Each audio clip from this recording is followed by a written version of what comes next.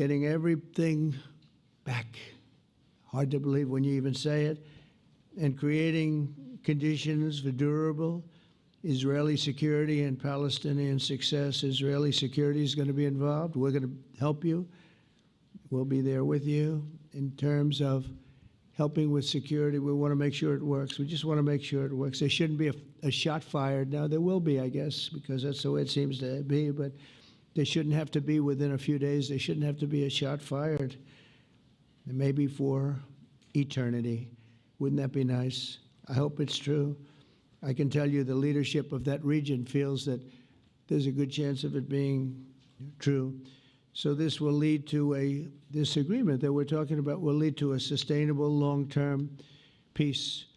No president in history has been a greater friend of the state of Israel than I have, in addition to negotiating the Abraham Accords. I like to say it that way because the real people, that's what they call Abraham. I would say Abraham, but it's so much nicer when you say Abraham. So much more elegant. But the Abraham Accords, they're amazing. Jared, you did that along with your group of geniuses, and nobody thought that could be done. We have 4 countries, and Sleepy Joe Biden didn't do a thing. He didn't even know what the hell they were. He should have had them filled up. But I think this will also lead to packing them. And who knows, maybe even Iran can get in there. I hope, we hope we're going to be able to get along with Iran. I think they're going to be open to it. I really believe that. But they could be a member. I long ago said, I'll bet you at some point Iran will be a member of the Accords. And little did I realize it was going to take this turn. That was some turn we did with the B-2s. But I think they might very well be there because it's a great thing for them economically. I recognize the eternal capital of Israel. I opened the American embassy in Jerusalem. That was something that everyone said would never be done, could never be done. Virtually every president for many, many years, for decades, would campaign on making Jerusalem the capital of Israel. They campaigned on it over and over. Is that right, Steve? Is that right? Everyone, and when they got to it, and I understand why now, because it was so, when I got to office, I campaigned on it too. I said, we're going to make it, and then I'd get calls from the leaders of various countries saying, please don't do it, please don't do it. It'll end the whole world, please don't do it. And finally, I just didn't say anything, and I did it. People were calling me before I did it because they heard I was going to do it, and leaders of countries were calling me, and I think it was on a Thursday that I did it, and they'd call me Monday, Tuesday, Wednesday, 3-4 times a day, and I said, tell them I'll call them back on Friday. And I announced it on Thursday, and I called them back, the biggest people in the world, and they said, you've done it. I said, done what? You've made the capital of Israel, Jerusalem, and we wanted to talk yet. I wish you called me a little sooner. Maybe I could have done something about it. So that was a lot easier than getting into an argument because I knew what they were calling about. And you know what? It turned out to be amazing. Everybody thought it was going to lead to the end of the world, right? The end of the world, Ron. That's what they said. It didn't lead to anything. It just led to something that I promised and something that was very, very popular for Jewish people and a lot of other people, too. I recognize Israeli sovereignty over the Golan Heights, and I cut taxpayer funding to the corrupt United Nations Relief and Works Agency. And United Nations was interesting because, as you know, a few days ago, they introduced me. Ladies and gentlemen, the President of the United States, I'm looking at my teleprompter, and the thing was dead, stone cold, dead. The thing's up here. I have a long, beautiful speech to make. I'm back 30 feet back, and I'm saying, they're introducing me. There's nothing on my teleprompter. So, but I made a speech. I actually got good marks. You think Biden could have done that? I don't think so. I don't think he could have done that. I don't think too many people could have done it. But actually, it was actually more of a speech from my heart, if you want to know the truth. I think it was maybe better in certain ways because it was from the heart. It has to be from the heart. Otherwise, you're in big trouble. But I cut taxpayer funding for that very corrupt United Nations Relief and Works Agency, and nobody thought that would be done, and withdrew from the horrible Iran nuclear deal that was imposed upon Israel by Barack Hussein Obama and Biden. And I don't think Biden knew anything about it, though. I don't think he knows anything about it now, actually, if you ask him. He'd say, what is that? And we obliterated Iran's nuclear enrichment capacity, making it impossible for them to have a nuclear weapon, which they would have had probably in about 2 months from that. But I've never asked Israel to compromise its security, but we had big, strong talk. Nobody's been better to Israel. No president's been better to Israel than Donald Trump. But we had a long, strong talk, Bibi and I, and he understands it's time. It's time. History has shown. And the people of Israel want it. And the people of the Middle East want it. The people of enemies of Israel want it. But they don't have really too many enemies right now. And you know what? Many countries have gained great respect for Israel, for the way they fight, for the job they do, including me. I had respect anyway, but they gained respect. History has shown us that those who have relations with Israel have thrived, while those who have devoted resources and attention toward the destruction and even annihilation of Israel have languished. They haven't done well. Israel is not going anywhere. They're going to coexist with other people and countries in the region, from Syria to Lebanon to Saudi Arabia. The promise of a new Middle East is so clearly within our reach. This is the closest we've ever come to real peace, not fake peace, not political fool's peace. If we can get this difficult problem solved, the opportunities for all within that vast region of this world, it's a vast region, it's unlimited. The Abraham Accords show that all countries are better off when they communicate and work together and embrace new opportunities. I hope Jared and Steve and Susie and Marco and JD, we have great people. I hope you guys are going to work very hard to get these other countries in, because now they have no excuse. There's no longer an excuse.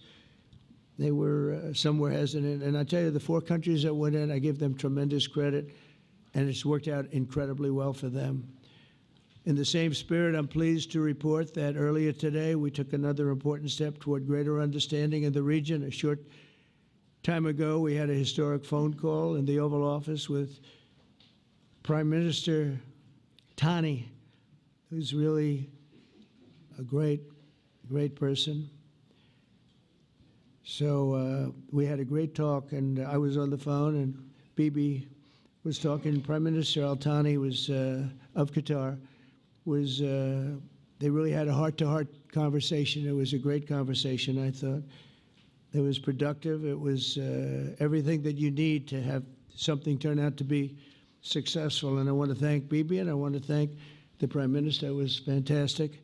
We agreed to launch a formal trilateral mechanism between Israel, Qatar, and the United States to begin a dialogue to enhance mutual security, correct misperceptions, and avoid future misgivings. And I want to thank Qatar, its leadership, and the Emir. He's a fantastic person. I think, I'm going to be his public relations man because I know him differently than a lot of people know him. But he wants peace. He wants to see peace. And his people, and they really acknowledge the critical role that they've played as mediator. And again, we're not quite finished. We have to get Hamas, but I think they're going to be able to do that. So now it's time for Hamas to accept the terms of the plan that we've put forward today. And again, this is a different Hamas than we were dealing with, because I guess over 20,000 have been killed. Their leadership has been killed 3 times over. So you're really dealing with different people than we've been dealing with over the last 4 years, 5 years. Everyone has done their part and come to the table in good faith. Our Arab and Muslim partners are fully prepared to step up and fulfill their commitments for the benefit of the people of Gaza and the entire region. They're willing to step up and do a lot. They really are. There are a lot of good people involved. Everybody who wants to see an end to the violence and destruction should be united in calling for Hamas to accept the extremely fair proposal. so that we can end the war and get us back our hostages right now and have everlasting peace. And I look forward to having relationships with everyone. As the chairman of the board, I'll be involved, and we'll have meetings with some very smart people that'll be working over there to make sure that we haven't just been wasting time with an agreement that doesn't get done. The task of building peace will not be easy. There are some of the hardest problems in the world to solve, and that's why it's been going on for so many centuries. But too many lives are at stake not to try, and this was more than a try. I mean, I think this is something that gets done when you have virtually every country, and these are powerful, powerful countries that have a lot of money, and the money can make things happen. A lot of countries try, and they don't have any money. These are very rich countries that can make things happen. So together we'll forge a much safer and more hopeful future for everybody, including Israel. And I want to thank Prime Minister Netanyahu for his partnership. And I want to thank all of the leaders, the kings and the emirs and the presidents and prime ministers, people I mentioned. And they've been absolutely fantastic to work with. And it's just happened very quickly. It's happened from a couple of weeks before I had a couple of meetings, but a couple of weeks before we went to the United Nations, and we had some incredible meetings. It all came to place. It all took place, and everybody wanted to be a part of it. I don't have anybody that's saying we don't want anything to do with it. It's just the opposite. And I'll tell you, a couple of years ago, a year ago, I don't think we would have had this kind of participation, Mr. VP, right? I don't think we would have had. It's been amazing. The participation was 100%. Everybody wants to be a part of it. And everybody, those very strong countries, everybody wants it to work. So, Bibi, congratulations on this. I think this will be your crowning achievement, frankly. If this all works out, we think it will. It's going to be your crowning achievement. And I want to thank you very much for being here. Thank you. Please. Thank you. Thank you. Mr. President, first, I want to thank you for graciously hosting me once again in the White House. And second, I want to thank you for your friendship and for your leadership. From Jerusalem to Tehran, from the Golan Heights to Gaza, you've proven time and again what I've said many times. You are the greatest friend that Israel has ever had in the White House. And Mr. President, you and I both know it's not even close. While you focus at home on making America great again, your leadership abroad is changing the world for the better, ending wars and advancing peace. I believe that today we're taking a critical step towards both ending the war in Gaza and setting the stage for dramatically advancing peace in the Middle East, and I think beyond the Middle East, in very important Muslim countries. I support your plan to end the war in Gaza, which achieves our war aims. It will bring back to Israel all our hostages, dismantle Hamas's military capabilities, end its political rule, and ensure that Gaza never again poses a threat to Israel. We would not have achieved this turning point without the courage and sacrifice of our incredibly brave soldiers. They fight like lions to defend the people of Israel, and they serve on the front line in the war between civilization and barbarism. Mr. President, when our two countries stand shoulder to shoulder, we achieve the impossible. Just a few months ago, in Operation Rising Lion and Operation Midnight Hammer, we struck a decisive blow against Iran's nuclear and ballistic missile program. Your bold decision to send those B-2s made the region safer and the world safer. Now, under your leadership, we're taking the next step to win the war and expand the peace. Your plan is consistent with the 5 principles my government set for the end of the war and the day after Hamas. Everybody asks, what is your plan for the day after Hamas? Here's our plan. Passed it in the cabinet. All our hostages, both those who are alive and those who died, all of them will return home immediately. Hamas will be disarmed. Gaza will be demilitarized. Israel will retain security responsibility, including a security perimeter for the foreseeable future. And lastly, Gaza will have a peaceful civilian administration that is run neither by Hamas nor by the Palestinian Authority. If Hamas agrees to your plan, Mr. President, the first step will be a modest withdrawal, followed by the release of all our hostages within 72 hours. The next step will be the establishment of an international body charged with fully disarming Hamas and demilitarizing Gaza. I appreciate your willingness to lead the body, Mr. President. I really appreciate it because you have a lot of things to do, and this is important.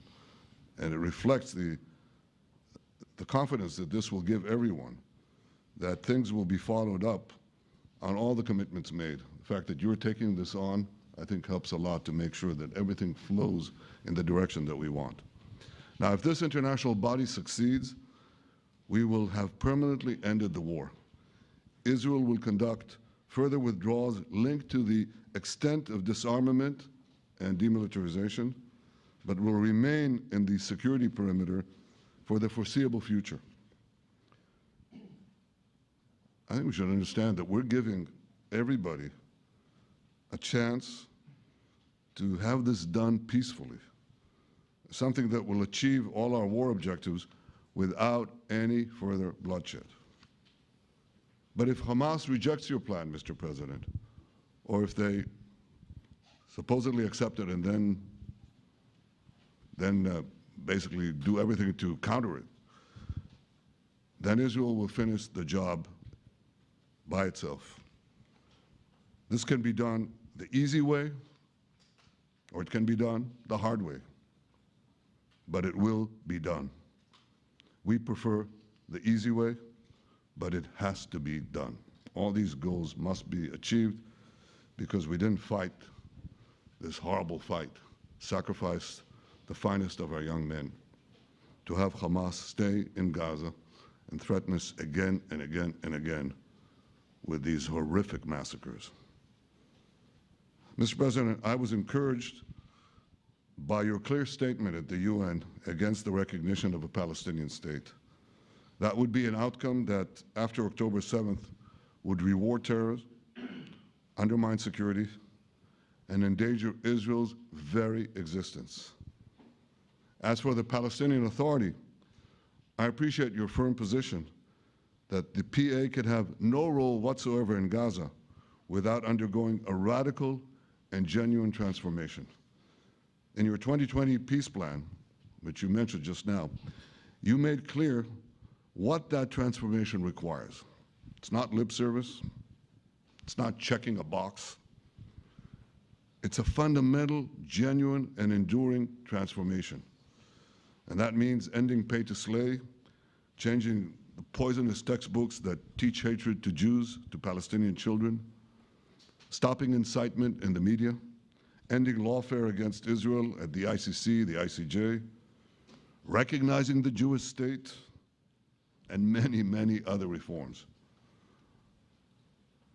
It won't come as a surprise to you that the vast majority of Israelis have no faith that the PA Leopard will change its spots. But rather than wait for this miraculous transformation, your plan provides a practical and realistic path forward for Gaza in the coming years, in which Gaza will be administered neither by Hamas nor the Palestinian Authority, but by those committed to a genuine peace with Israel. I think this can be not only a new beginning for Gaza, I think it can be a new beginning for the entire region. Under your leadership, we can re-energize I've got to contribute my own. We can re-energize the Abraham Accords. That's what it's called in the original Hebrew. Abraham. Abraham is fine. Abraham, however you want to call it. Under your leadership, Mr. President, we can re-energize the Abraham Accords that we forged 5 years ago. We can expand them to many more Arab and Muslim nations that choose moderation over extremism. I think there's an opportunity here. It's not going to be easy. It's tough going. But I think if we succeed, you're absolutely right. We're going to open possibilities that nobody even dreamed of. But I think we dream of them. As you've told me, Mr. President, and you've told the world many, many times, you said, remember October 7th. Remember October 7th. And we do. We will never forget the horrors of October 7th, and we will do whatever is necessary to make sure they don't happen again. Since October 7th, Israel's enemies have learned a hard truth. Those who attack us pay a heavy price, but those who partner with us advance progress and security for their peoples. President Trump just said it. It's also in the Bible. It says, those who will bless you will be blessed, and those who will curse you will be cursed. And that's actually what is happening. We want the blessings. I think we've done a lot in the past 2 years to end the curse. We're not finished, but we've done a lot. And we've done a lot together to end the curse. I want to thank your entire team for their efforts to get to this point. I especially want to thank Steve Witkoff and Jared Kushner for their indefatigable work to bring Israel and Arab states in the region closer together. I am deeply grateful to both of them for their work. We had a phone call today just to make it clear. I said to the Prime Minister of Qatar, Israel was targeting terrorists, wasn't targeting Qatar. And of course, we regretted the loss of the Qatari citizen, wasn't our target. And I very much appreciate President Trump's proposal to have a trilateral body, the United States, Israel, and Qatar, to work out respective grievances. There are quite a few. But if we could try to mitigate them or put it on a different footing, I think that'll be good for everyone. Above all the people, the fine team, and many helpers who've done this, I want to thank you, Mr. President. History has already shown that under your leadership, Israel and America can change the face of the Middle East. And today I'm hopeful that your plan to end the war in Gaza will do so again and do so soon. It will free our hostages, end Hamas's tyranny in Gaza, and enable a more secure and prosperous future for the peoples of our region. Thank you, Mr. President. May God bless America. May God bless Israel. May God bless the indispensable alliance between our countries. And may I add in Hebrew, G'mal Chatima Tova, may we all be inscribed in the book of life. Thank you. Thank you very much, Bibi. So I think while we wait for these documents to be signed and get everybody in line, I think it maybe is not really appropriate to take questions. I'm meeting with, as you know, a couple of Democrats in a little while about the country, about keeping our country open. They're going to have to do some things because their ideas are not very good ones. They're very bad for our country. So we'll see how that works out. But this is something that was really historic today. This was something that was amazing. I think, Bibi, I mean, depending on you, I think while we're waiting for signatures and waiting for approvals from a lot of different countries that are involved in this, we probably shouldn't take questions, or would you like to take a question or two from perhaps a friendly Israeli reporter, if there's such a thing? That's a very, very tough proposition. But I would think, Mr. President, that I would go by your instinct that this is, we'll have enough time for questions. Let's settle the issue first, I think. No. Thank you very much, everybody. Thank you.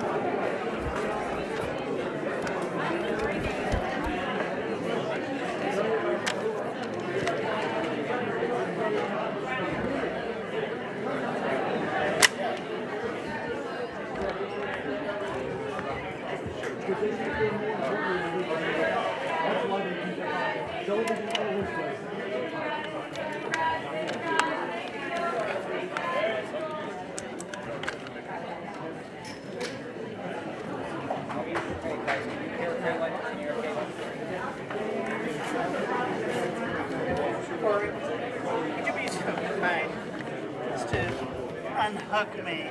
This one? It's too red. God bless you, Corey. Here you go. Thanks, James.